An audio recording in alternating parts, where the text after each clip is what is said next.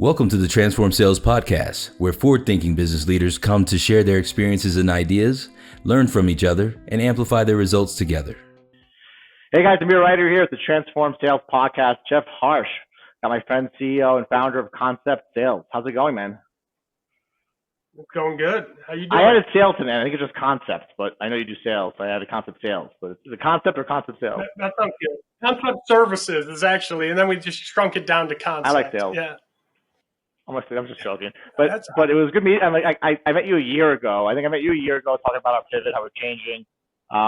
We kind of connected back then, and a year's passed by. I've heard amazing things about you guys, what you guys have been doing. I definitely want to contact your jacket provider because it's freaking awesome. I need to get a nice little puffy vest like that with CloudTask on it. Well, we're up here in Ohio, not in Columbia like you. You know, it's like chilly up here. It's like a fall day. No, you know, it gets chilly here. It gets 62. Like sometimes we hit 62. Sometimes. I think we're at like 40. Yeah, we're at like 40. We're 62 to 78 every day. Every day. But when it rains, let me tell you, it rains. It rains a lot here. So we'll get you to come down here soon whenever you're ready to visit us during our conference. But appreciate you taking time to do the show. The idea behind our show, especially these episodes, are to let either buyers or first-time buyers of sales services, or you've probably heard this before, I tried outsourcing, it didn't work, right? Or people who've tried it before, it didn't work, they go back to hiring internal teams. It didn't work, a lot worse. Trust me, it's probably more expensive there, but they don't talk about that. Then they come back already, skeptical. Or just people listening who want to outsource the first time. The idea is that just talking through honest mistakes that buyers make and what decisions to make right. Hopefully the idea is they can hear this, learn from this, and have a better buying experience. So would love to start it off maybe just kind of telling people about yourself and how you got into outsource sales to begin with. Yeah, absolutely. Well, actually, I gotta correct you. So, actually, am president here at Concept. The company was actually started back in 2002 by my father. So he was the founder of Concept. I'm president now. I've been here for 13 years, but he started back in 2002, and basically the whole concept behind Concept Services for us was you need to separate new business development, lead generation, prospecting from like the rest of the sales process. Like not account management. This is before the whole predictable revenue days, right? Oh yeah. This is back 2002. This was like when the idea of cold calling. It was cold calling. Sales dev wasn't even a term at that point. There were no sales development representatives and that type of thing then. But yeah, so it's a family business, been around it, even though I've been working in it for 13 years. Started out of the basement of my house growing up by my dad. So been in the lead gen world for about 20 years. Yeah, and so basically the way we got started, or he started it, was he came from custom software. Well, he made you, by the way. So it's like you guys are kind of like, you share DNA. This is a natural progression. This is a natural progression to, my father had a business, a machinery business that my middle brother took over, but my middle brother was you, working his butt off every day in the garage, in the office, getting his hands on. So I appreciate you giving a shout out to the old man, but you guys, he led the torch for you to take it to the next level. Absolutely. So that's a task at hand. But yeah, he started in software. That's where we got our start. Basically, the idea was he had a bunch of salespeople that were good in front of customers, but didn't like making cold calls. Who likes working hard these days? Nobody likes work. The whole is cold calling dead thing was, from my opinion, it was just like people who didn't want to work hard, right? They're like, if we say cold calling is dead, people are going to ask us to work hard. It's like work avoidance at its finest. Let's convince the world that cold calling is dead. It's hilarious. Because we're so busy taking care of our customers that I just don't have time to be able to go out and do new prospecting, right? I got all these customers that just need a bunch of help. No, but that's pretty much how it started. And then Concept was formed. And so, yeah, I guess you could say it's family business. I've been in it since the very beginning. So I love hearing that. I know you guys are super niched out. We'll get into that later. Tell me about the mistakes that buyers make when they land on your homepage. They book a time with Jeff Harsh. They're speaking to you. They haven't decided who they're going to hire. What comes to mind? What mistakes are they making? Man, I tried to consolidate my list. I know it sounds bad, but I tried to consolidate a list down just as I was like thinking through some of this. Doesn't And I feel like doesn't the sound industry's bad. taking, Doesn't sound bad. It's why we're yeah, here. no, I feel like the industry's taking a little bit of a shift. And I know we're going to talk about it in a little bit, but I think it's probably important to note, like, as I'm like sharing some of the mistakes, um, a lot of the industries that we're playing in at Concept and like generating new business are for like I hate it's going to sound bad, but it's almost like maybe older school mindsets and older school sales It shouldn't processes. sound bad though. This is Working, like normal innovation, right? Sometimes we're afraid to talk about it. Faster, cheaper, more efficient. This is everything in the freaking world, right? But sometimes we're hard to say it. So keep going. It's not bad. It's not bad. It's good. so I feel like it's a lot of the problem that we're running into. I feel like some of the mistakes that we run into is they go and they're thinking about bringing on a lead gen agency and comparing it with like an outside field Yeah. rep. Like the debate is, do I need more leads or should I just get another rep in territory? And I feel like that's not even really comparing the same thing there. Those are like two completely separate Makes sense to strategies and me. philosophies. So they come into a buying cycle comparing apples to oranges. Yeah, the reality is they're exploring lead generation because they want to grow their business. That's the reality. They want to grow the business. But then they get to the point where they explore lead generation, and then what ends up happening is it almost seems like they're reverting back to the model, the process, the methodologies that got them to the point where they need to generate more business, if that makes any sort of sense. Yeah, it makes a lot of sense. Change is hard for people. They know they want more business, but they're oftentimes afraid to take the advice from the professionals, right? And they're afraid to change, even though they're probably asking their own customers to do the same thing, right? Most of the times, it's faster, cheaper, more efficient their product. I've had software leaders tell me I don't outsource for years, and I'm like, yo, SaaS is outsourcing. If it's don't build your own software, but rent mine. And they're like, we don't outsource. I'm like, but you want to tell your customers to go buy your software, right? So they're selling differently the way they buy.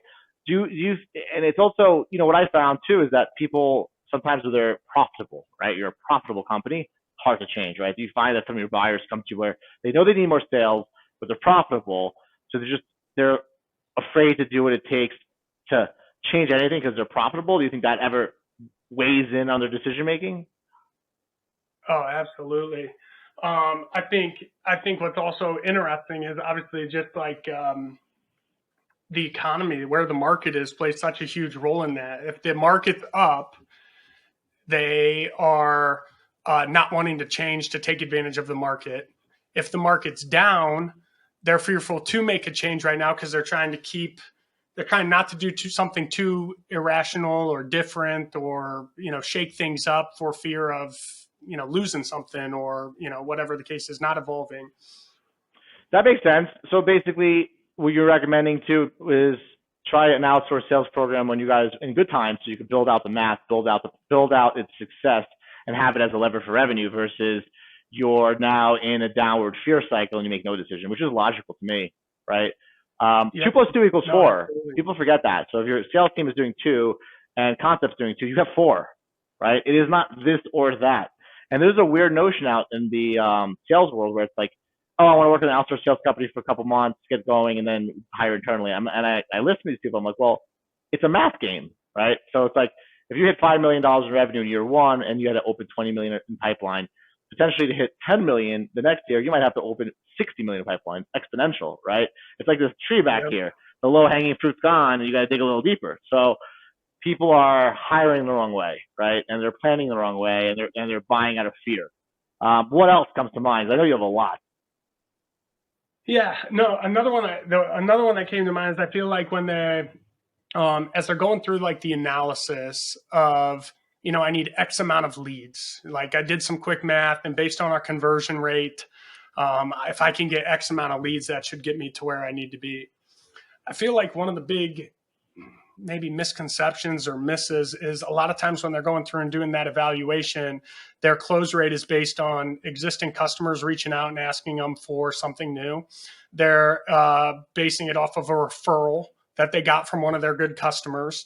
And then they contrast that close rate against a net new business development opportunity and are You used the wrong word, though. surprised. You used the wrong word. You said, I think. What's But it's it? not, I think. It's, I know. And I'll back you up on that. Yeah. They are. They see all sales the same, right? I've had somebody say, when we had an agency we matched with, they were performing maybe 15 meetings per month. They were like, hey, our internal reps are getting 30. I knew right off the bat, like, I'm long enough in this business to know, like, you know, like when I know BS, right? And it's not actual BS, it's more BS, like you don't even know what's going on. I dig deeper. They're all people that fill out a form that says request demo. They are comparing people that are coming to the website saying request demo with you cold calling a stranger, and it hurts their bottom line, right? So would you say that that's like a lack of business development understanding, or is it a bad buying behavior that stems from something else? I think it might be a little bit of both. I definitely feel like a quick qualifier to figure that out. Have you ever done any cold calling before? Like from your experience, when you do cold calling, how many are you able to generate from there, just as an apples to apples comparison? But I also think that's just the way people want to buy right now. Like they want to buy a sales dev partner, or at least ideally they're looking to buy a sales dev partner as if it's like a vending machine type of situation. Like if I put in a quarter, my expectation is to get out $5, or, you know, that type of experience. But I really feel like it just doesn't necessarily always work that way. But it can, but not always, right? And most of the time, not always, right? Most of the time when that's the case, that's, you're talking IPO, publicly traded companies, they're like, Jeff, you do this, A, B, C, D, we'll get E. They know, they know the math down. And even that they got problems too, but at least they have the math down, right? Do you feel that buyers these days are? Do you think that buyers are actually doing the research before? Is it? Do you find buyers that are like part of communities? They're part of groups. They're learning, or are they just searching on the internet? I got a problem. I need more revenue, and buying. Probably more the latter, from what I'm seeing, more the latter for sure.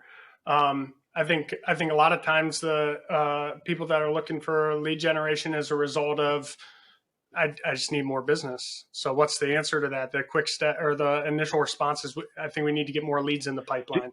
Let's go start looking for a lead gen partner or a biz dev partner. Do you feel that one of the consequences of that buying mentality in our industry as a whole is that leaders like yourself, like I used to be in the industry, it's hard to tell people the truth because you almost insult them, and then they'll be like, oh, Jeff, you tell them the truth, and then they find somebody else who lies to them, and this perpetual cycle of I tried outsourcing, doesn't work again happens. No doubt. Yeah. No doubt. And that's a problem. It's like you'll tell them the truth, someone else will say yes, they'll burn the money, and then say, and they'll group everybody together, right? They'll group it together. They won't go back to Concept and write a little review and be like, I didn't hire Concept, but everything he told me was true, you know? Yeah. No, and I think, I mean, I'm biased. I know there's models out there that work that way, but I feel like the pay per lead type of model creates some complexity. And I feel like there's a lot more questions to ask when working with someone that's doing a pay per lead model that often don't get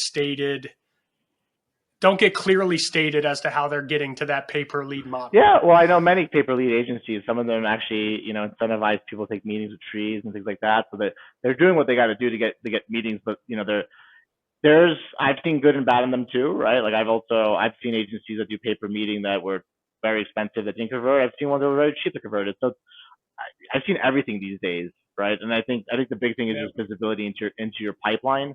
Because at the end of the day, it's hard to do pay per meeting because you have no measure of people that went to your website and visited, people that engaged and became MQLs, right? Like it kind of ignores a normal buying cycle, right? Because if buyers buy when they have a problem, right? And inbound is, I know I got a problem, like a kidney stones, you go to the Mayo Clinic, right? And then you're calling somebody. It just takes into it totally takes it only takes out the fact that buyers buy when they're ready, right? So I think that on both sides of the coin, there's probably victims of paper meetings that don't convert, and then paper meetings that don't get paid because they're deals. But it's happening all the time. Let me ask you one question about the ongoing. Because I think for me, when I hear about the problems, there's always the purchasing problems, right? But it really soon turns into the management problems of and you mentioned you put a quarter in, you get $1 out, right? Talk to me about that. Like what mistakes do buyers make when they do hire a sales agent like Concept? They are working with you. What's the next pitfall they have to be careful for? So two immediately come to mind. The first one sounds super obvious, but honestly is probably one of the biggest pitfalls. Just following up on the leads.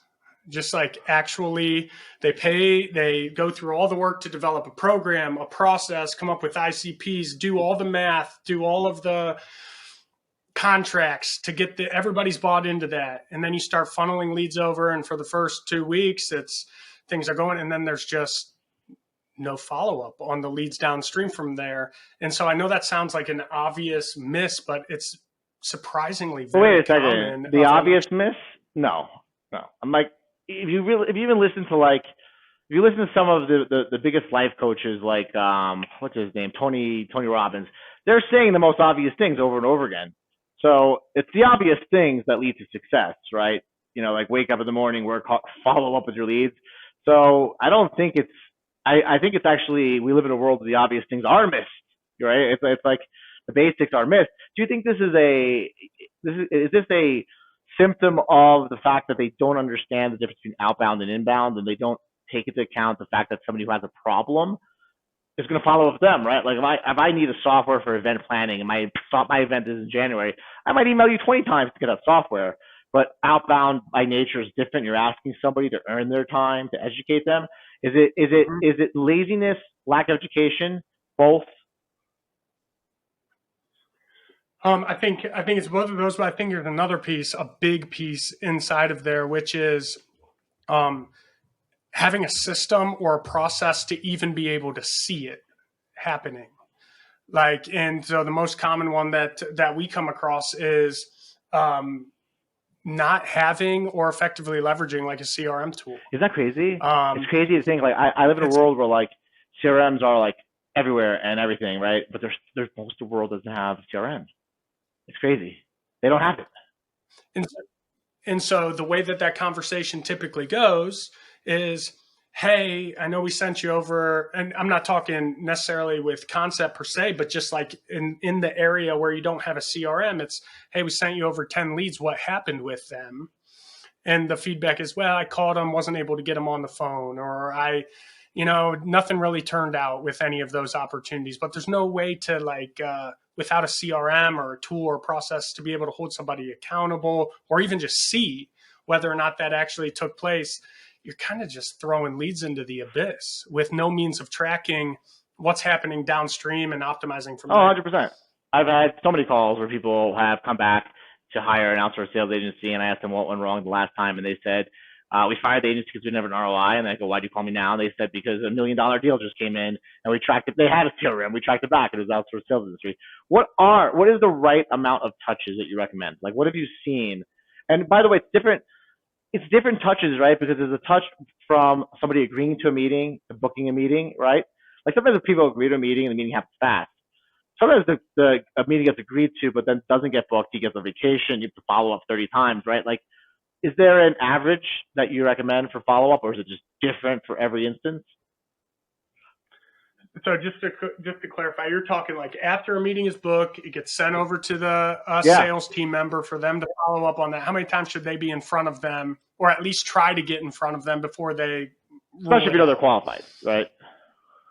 Yeah, I think it varies. It's all over the board. I also feel like it depends on source.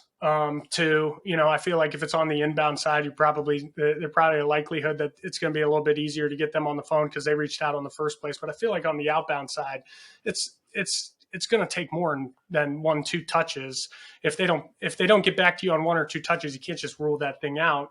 most likely the sales partner that you worked with, whoever's generating the lead, put 30 touches on it over the course of the last however many months to get that done. And we spend all this time and energy. And I say we, the partnership, spend all the time and energy to get it on the books. And then 1 to 2 touches may not necessarily get it done. So I don't know if I have a definitive answer, but there's probably $1 trillion in GDP lost in follow-ups or bad follow-ups, right? Something like that. No doubt. I have a problem with following up too much. Like that's why I built an SDR agency and I built a marketplace. It was to like feed my disease of following up. I remember that I used to cold call a place called Fisher Island. I had a supply company in Miami, and I cold called him for 4 years to the point where he was like, "Hey, Amir, what's up? How's it going? How you doing?" Like he was just talking to me, and it was hilarious because persistence does wear down resistance. That guy did not buy from me, by the way, but it just shows you that you can really stand out by being persistent, professionally persistent, right?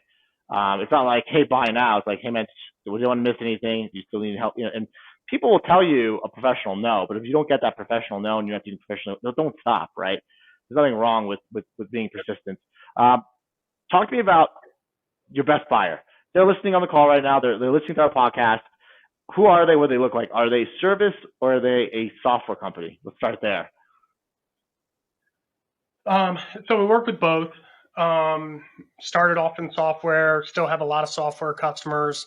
But I would say probably about 15 years ago, we ended up taking a little bit of a turn, which I feel like puts us in a little bit of a different spot than I feel like a lot of the outsourced sales agencies that are out there.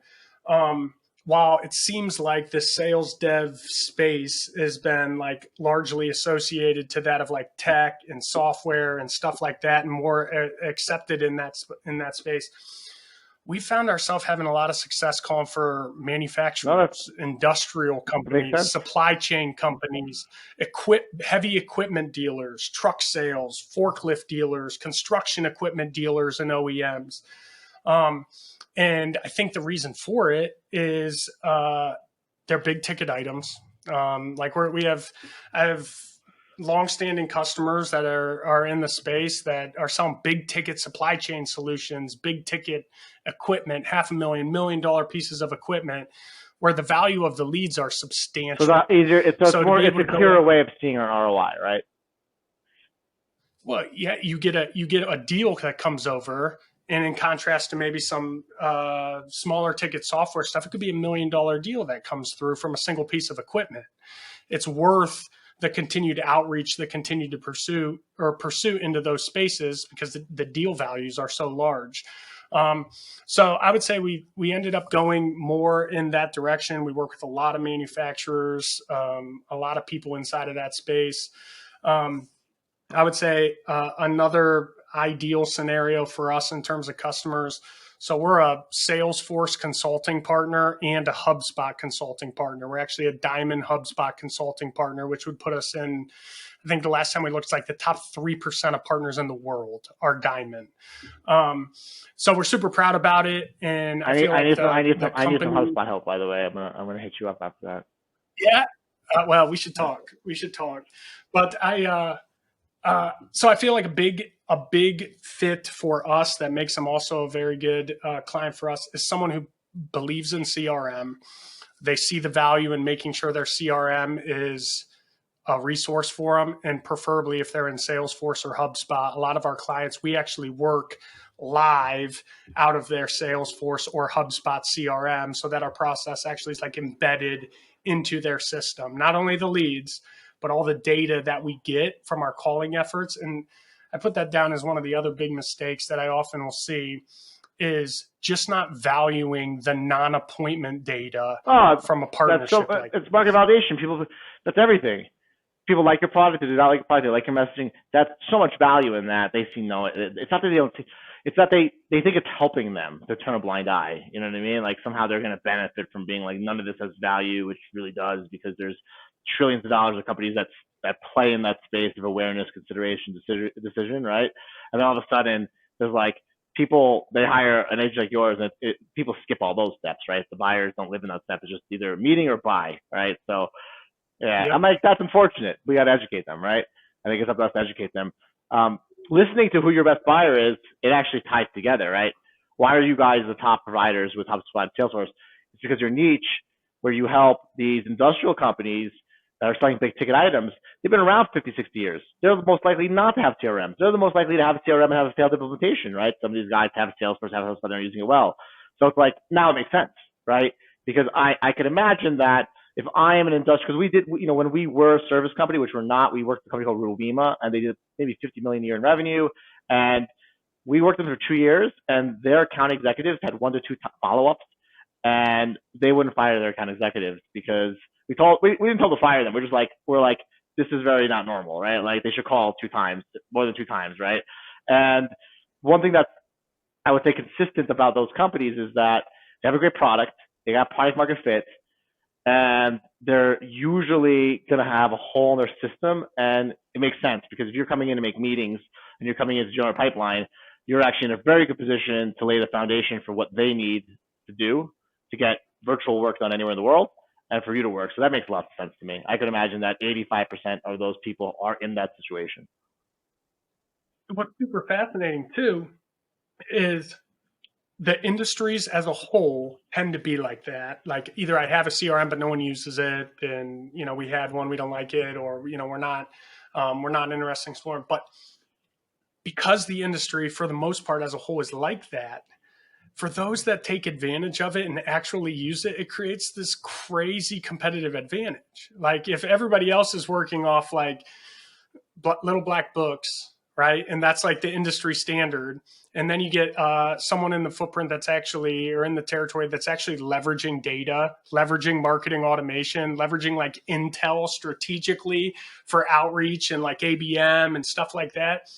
It makes such a huge difference in like the buyer experience. You can see it clear as day who's leveraging that and who's not. So I feel like there's such a huge opportunity out there for people I think there is. start. I think there is. I know there is. I tried helping medical device industry when I was, for a few years back at a service company. They just weren't ready for it. So I'm glad that you're filling that niche because everybody's chasing the software companies. They're sexy. They raise whatever, blah, blah. But like, we forget about these companies that are profitable. They're owned by private equity. They're generating millions in revenue, right? They're the ones that often need the help the most, but they're neglected because they need education. So people go right to the software companies. So for me, I understand your buyer persona very well because there's just a big hole for you to fill, right? You're coming in like you could be very successful. Everything's all good. You make your meetings, you get your ROI. That's great, right? But you're coming in, you're able to actually help transform these companies. It's almost a sales transformation, essentially, plus meetings. And I think I think it's like the most exciting part about working in the space. Sometimes can be some of the more frustrating part about working in the space.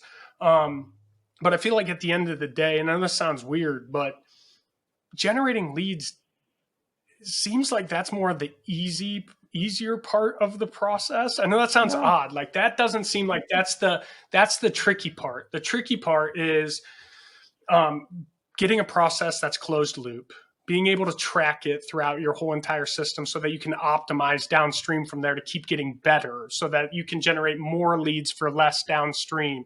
You can focus your time and energy on deals that are actually closing. Make sure that your follow-up is tight. And there's so much efficiencies to be had in that part of the process versus just constantly looking to increase the top of the funnel and just keep increase top of the funnel. Oh, that doesn't have an increase the top of the funnel. Yeah. There's Gong, Chorus, there's all these billion-dollar companies of listening to meetings, and no one's really using them, but they're still billion-dollar companies. If you take a 10% conversion rate to a 20% conversion rate, it is the same thing as getting 10 meetings to 20 meetings. But we're not talking about that, right? So if you work with a concept, you have the ability now to focus on your closing ratios, and that's money. That's generating money and valuation. And there's so many tools out there now for helping improve closing cycles, being consultative sales, right? So it's like, you're right. The hard part is not generating meetings sometimes. It's actually who's taking the meetings. What are they saying? Are they asking the right questions, right? And then sometimes you don't have control of that, right? For now. No. For now, until you expand the concept of closing.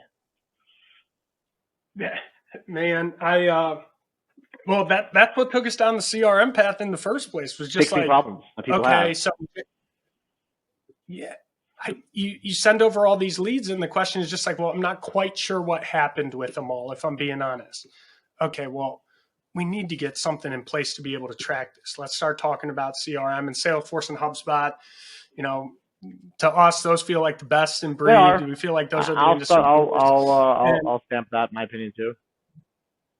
yeah, so we went down that path, and we've been doing it for 10 years, but it was really the result of trying to figure out how to help companies improve the downstream process as much as it is generating more Makes opportunities. sense. Well, look, I'm looking forward to helping the right buyers find you. If people do not go through our marketplace and they're listening to this podcast, where can they find you? How can they contact you directly? What's the best channel for Jeff Harsh? LinkedIn, website? Yeah, you can find me on you can find me on LinkedIn. That's usually the best place to go. Jeff Harsh, I'm on LinkedIn.